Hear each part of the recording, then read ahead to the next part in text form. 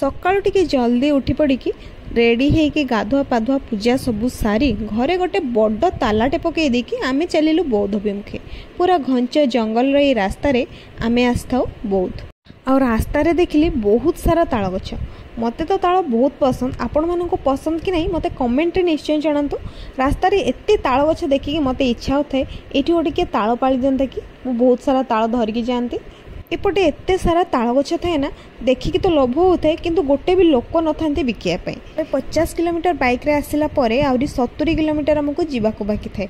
आपण मो अवस्था देखिकी जानि परथुवे मते केमती लागुतिला। निदरे तो अधा सोई पड़थिले आ जेतिकी खरा होतला सेथिरे मु झाउली जाईथिली। जाईकी टिके आखुरस पी देलु। आखुरस मते एत्ते भी भल लागि नथिला काहेकि ना एठी टिके पुदीना पत्र पड़ी नथिला। पुदीना पत्र पड़िले मते टिके बेसी भल लागे आखुरस। भी हो ताकू मु पीवा पई लगी पीवा भितर अधा मो ड्रेस रे गली पड़थिला। टिके रास्ता जाइछु कि नहीं पुणी देखिदेली तालसज।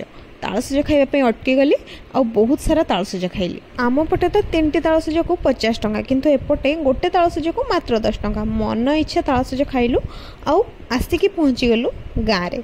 ए गाँ भितर मते देखिले बाउंसरे भरी रहिथिबा पहाड़ जोटा कि मु आगरु देखि नथली। गछरे तो भरी रही थाए हेले बाउंसरे भरी रहिथिबार केबे देखि नथली। पर आसिकी पहुंची गलु मो सासु घरे।